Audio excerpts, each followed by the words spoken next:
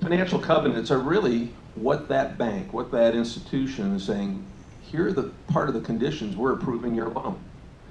They could range from limiting the amount of compensation you guys get paid. They could say you need a certain tangible net worth number, and they'll define that. You have to have so much liquidity. If this is a new construction, so even though you may have other properties, this is viewed as a startup. They're making the loan based on your numbers. They could put in certain ratios, or we're going to do a monthly, quarterly review of your financials. And if you're not hitting those numbers, you're in a technical default on any of these covenants. So that you'll find on your non-SBA financings.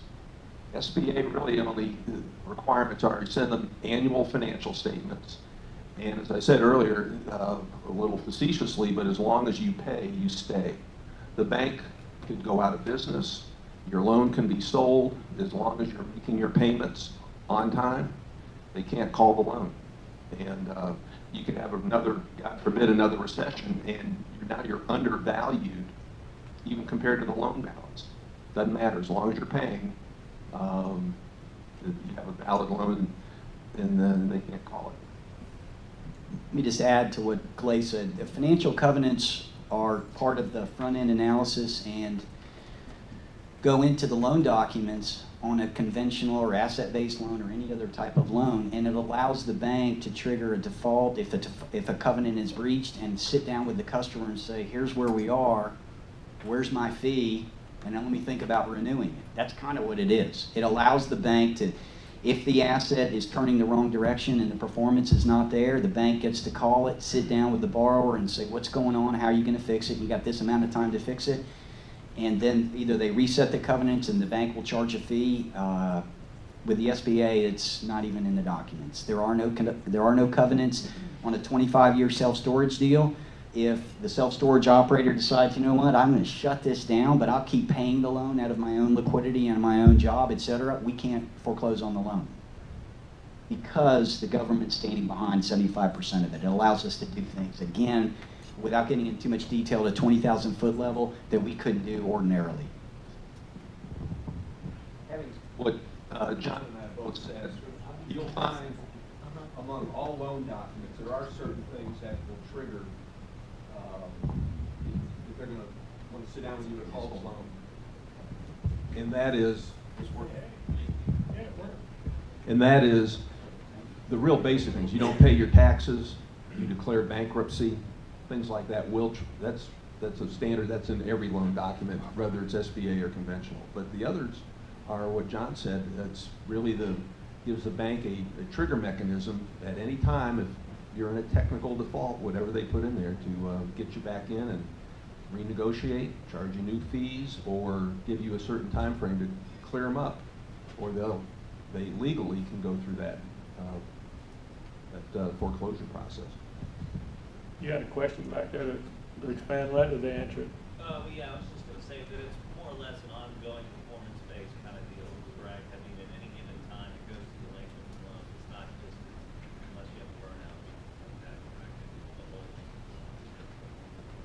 Correct. Any other questions out there? Yes, ma'am.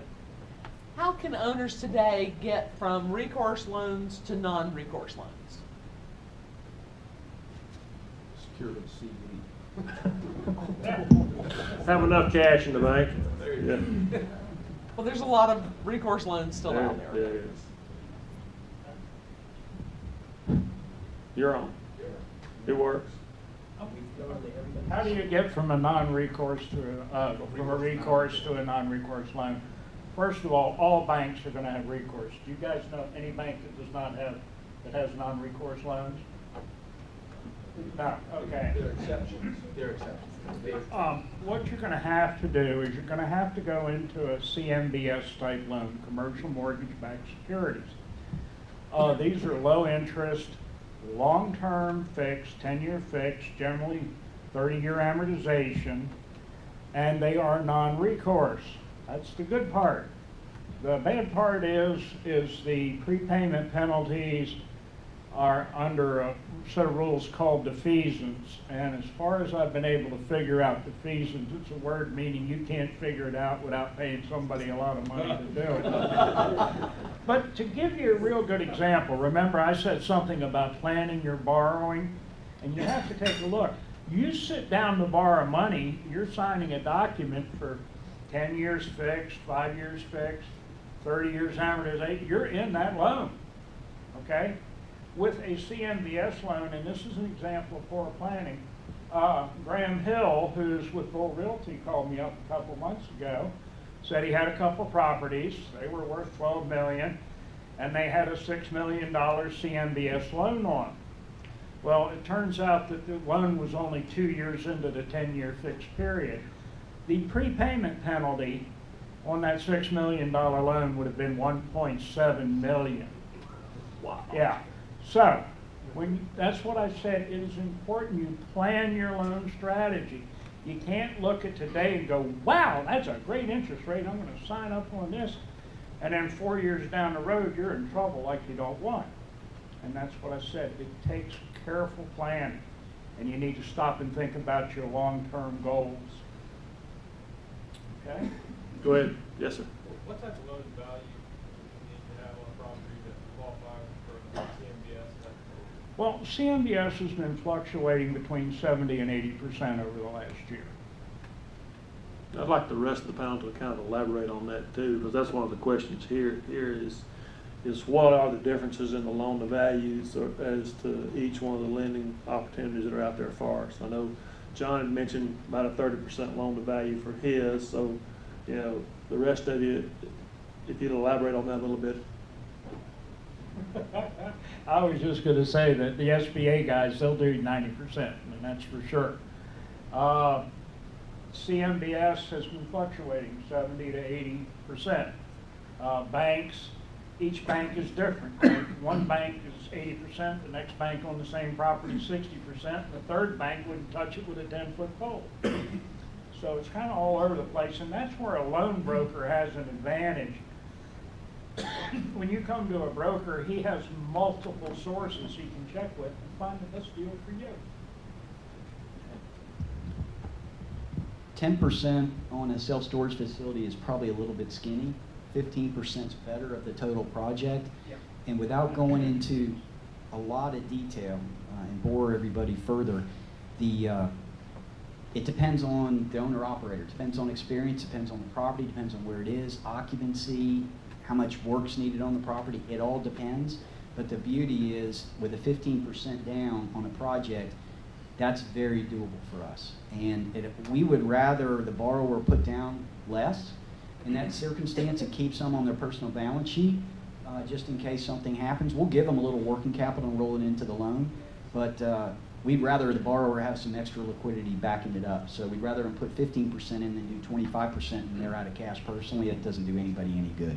Okay, is that for new construction loans? Is that just for refinances or Construction? all the different variables? Again, I'm addressing my questions to the whole panel. Perfect. Is that just new construction or is that for refinances? For a 7A loan or a 504, 504s are very complex loans. You can get by with a little less equity in them. Super complex, not as profitable for the bank. We love the 7As the best. It allows us to be more flexible, but the answer is 15% is kind of the number on a project, and we do construction loans and refinances and acquisitions, all of it. Construction has more risk, period. It's going to be harder to do. We're going to ask for more collateral during the construction period than when it's already standing. The operative word, particularly with SBA, is depends. To Gary's point, if with construction, it's always a bank's loan. There are banks out there that are happy to treat it just like a commercial construction loan. It's a one-time close, and SBA goes into the permanent. Other banks, because it's their loan, they say, well, the greatest risk is during construction, so we want additional collateral during that period. When the permanent loan closes, then we'll release it. release the additional collateral. And then that, how much equity? What I've experienced, if somebody's doing their second or third facility, the bank, they can look at doing 10%. The normal is if somebody's acquiring one, they like to see 15% equity.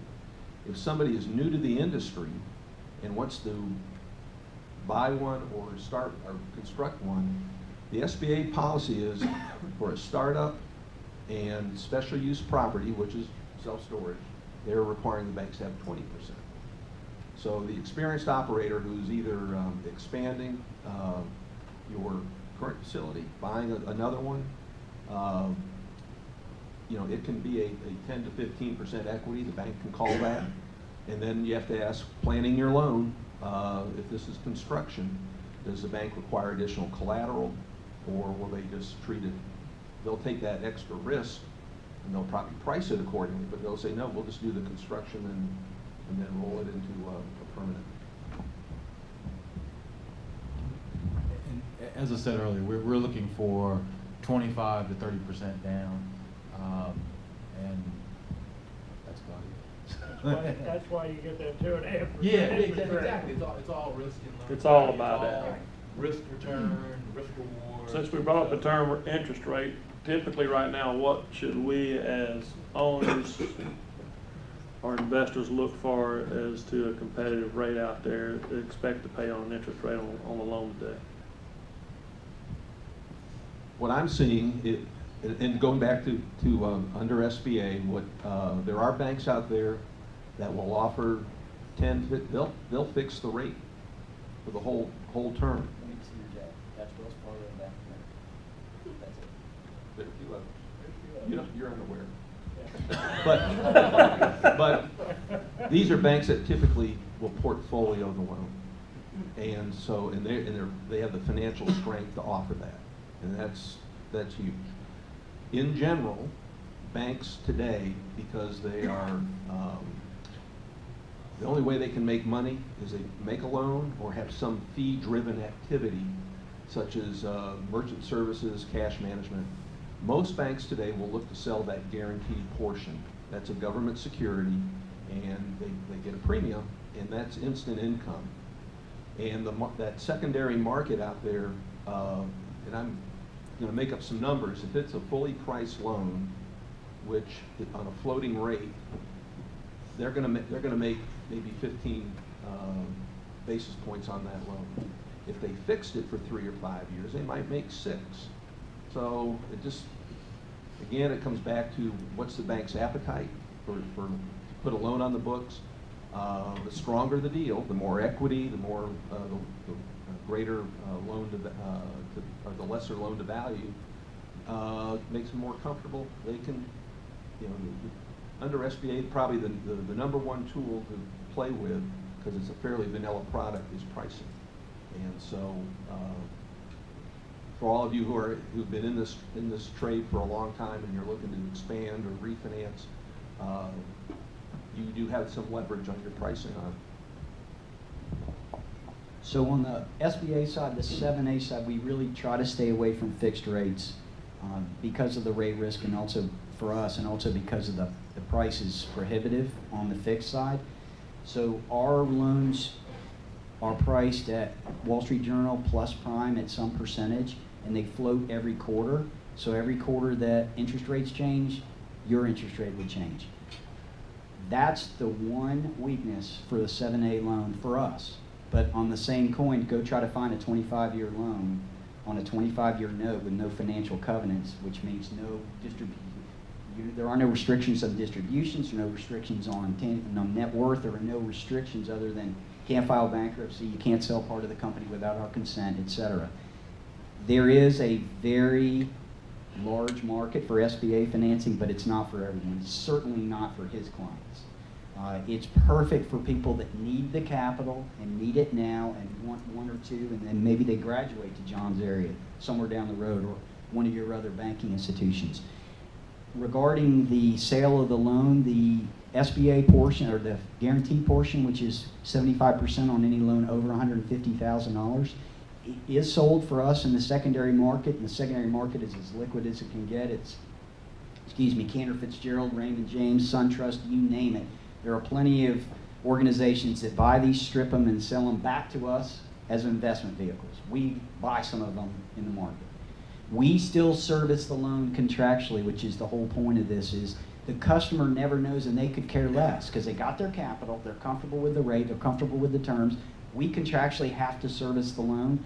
The customer never knows who's holding that loan, what investor is holding it, and they could really care less because we're the ones in charge. The government says, the SBA says, you've got to service the loan, and the borrower is oblivious to the rest of it. All right, on interest rates. Hello?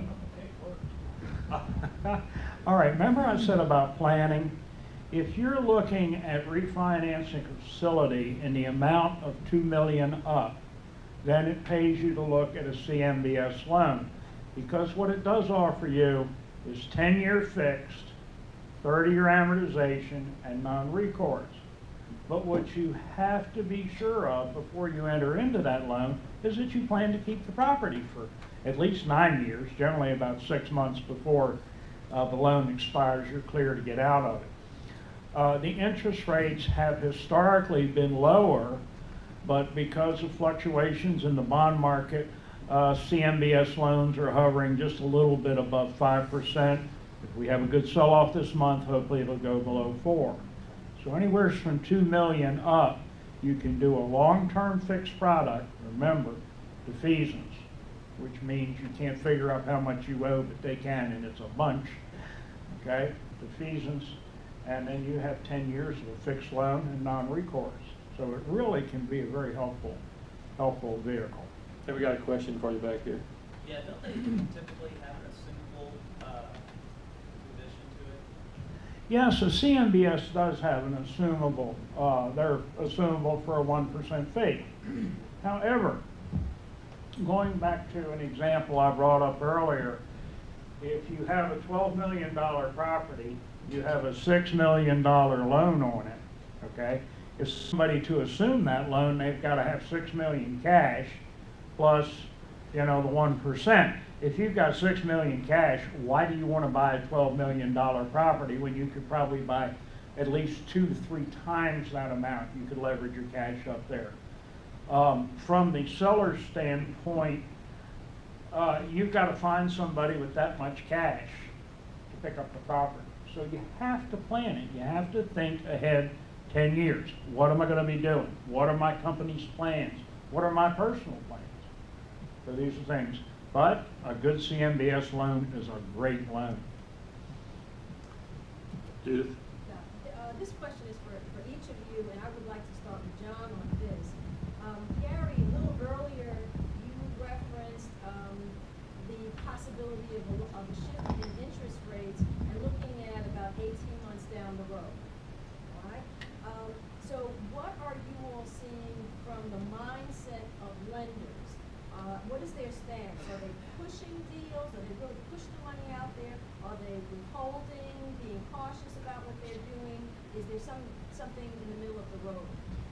Judith, it depends on the borrower. For good borrowers that are financially strong in our group, we'll do almost anything. But, you know, you guys just fit the box and be financially strong. And I would echo what Gary says, that our economists, we don't think interest rates are going up anytime soon. I said this in a previous meeting.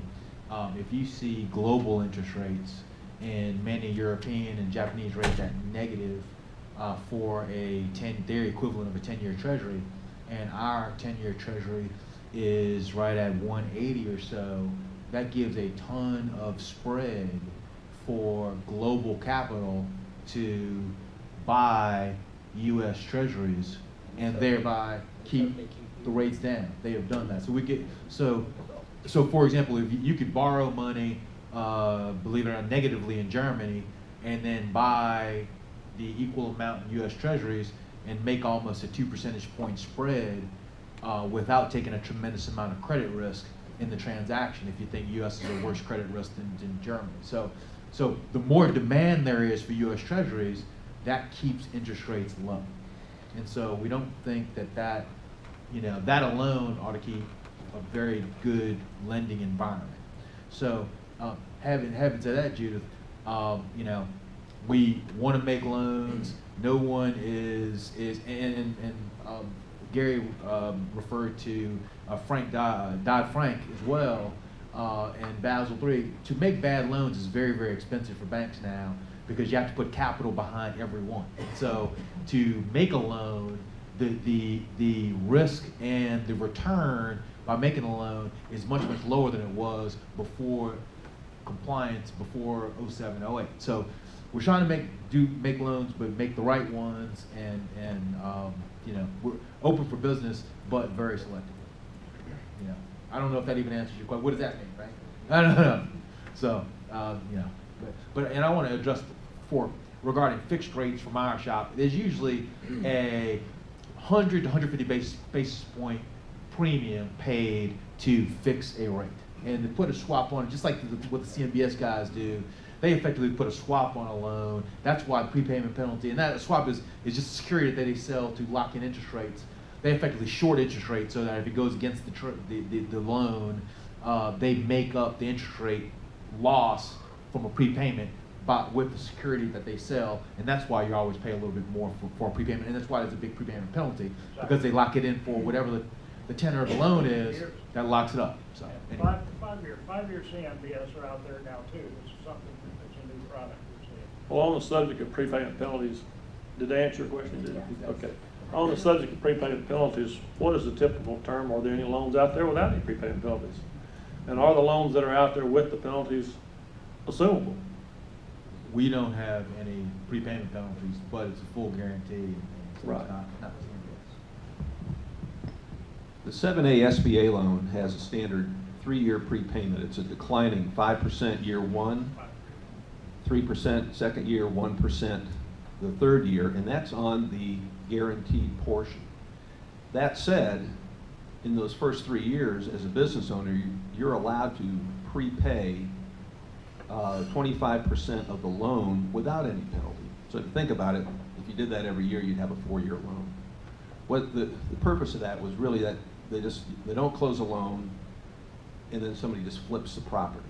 They're gonna, because that, in most cases, that guaranteed portion is stripped and sold to, and it gets pooled together and sold as investments, like John pointed out, and those people are buying a certain coupon, and if people were just flipping loans, then they would lose that and it'd be very expensive. But the other SBA loan product is 504, which is a very complicated loan, but if you went that route, there are actually 2 loans. The first mortgage is a traditional bank loan, and they can put any kind of fees and prepayments on there that they want. The balance, and where the SBA comes in, there's a second mortgage loan, and that's it's a 20-year fix.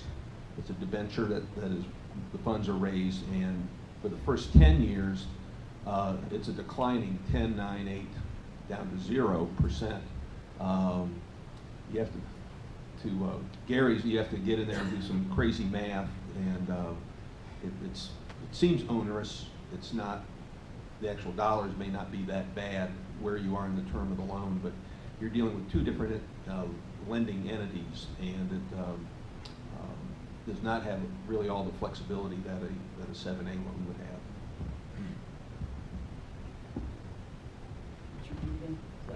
Clay said it,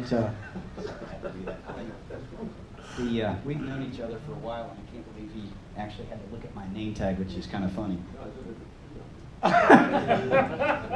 Wonderful. So yeah, indeed, the 7A on a 25-year loan on a commercial real estate acquisition loan for self-storage, for instance, does have a 3-2-1 or a 5-3-1 prepayment penalty. You can prepay it up to 25% per year. But we do plenty of 10-year loans, 15-year loans, 5-year loans, everything in the interim there, non-self-storage, if you will, no prepayment penalties. It's just on the long-term real estate acquisition financing that there are prepayment penalties because, as Clay pointed out, the SBA does not want people getting in at 10 or 15% flipping properties. That's the whole reason it's in there. The SBA gets that gets that prepayment penalty. We don't get a penny of it. Oh, well, she's had her hand up first, Dan. Go ahead.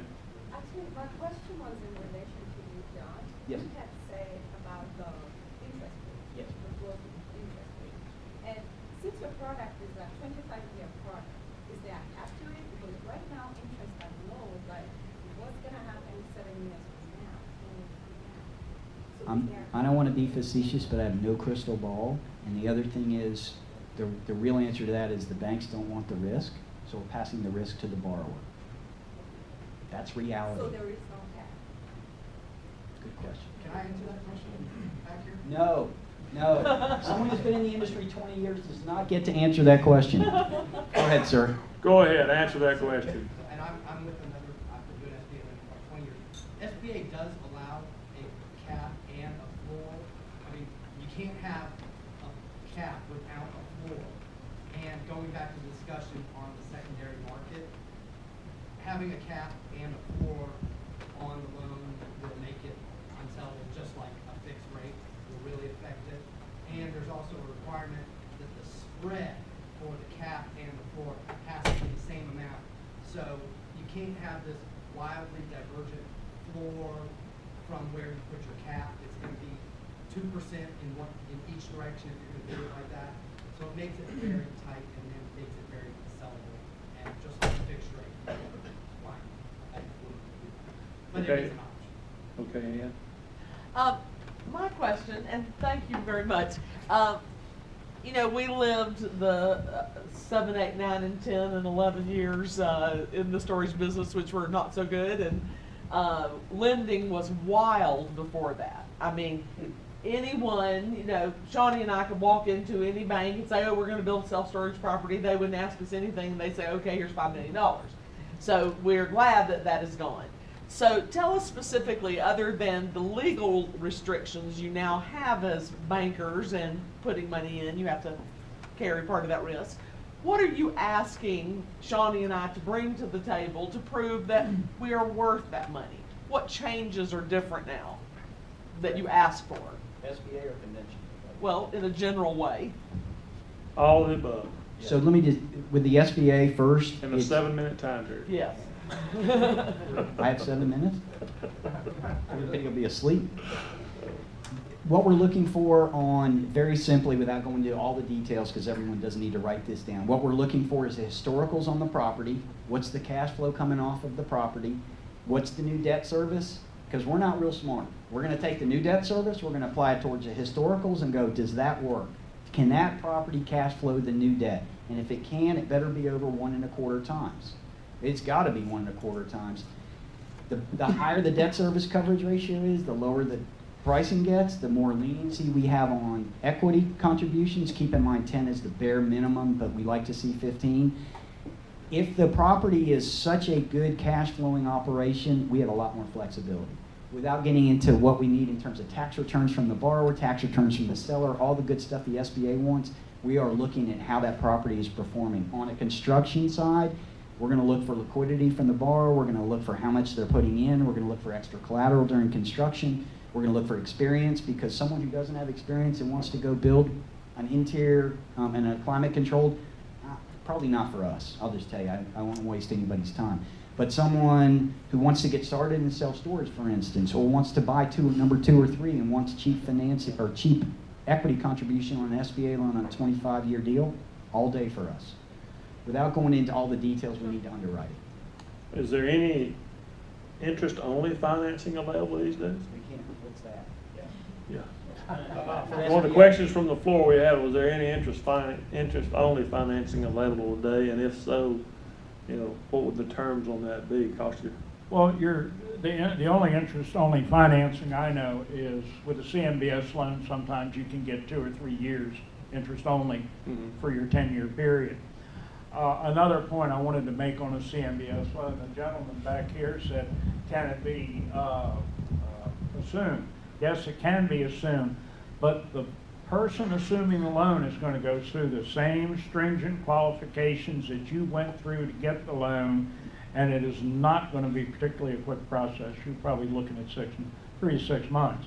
So that's something, if you're, you know, in a CMBS loan, you're looking to sell it, you got somebody that wants to assume it and all the numbers work out, then that gives you kind of a time frame. but it's the only place I know where you're gonna see long-term, low interest rates fixed with the possibility of, like I said, 2 or 3 years interest only. Well, on behalf, oh, Stacy?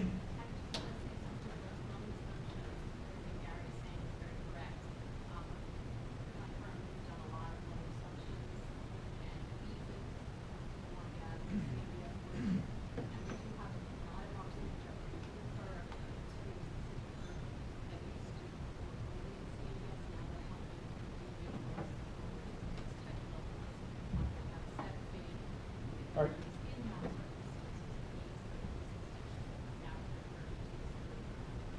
Are you talking about the fees with these? No, Okay. no, it's not. Wait. It's not what goes to fees only, it's a consultation.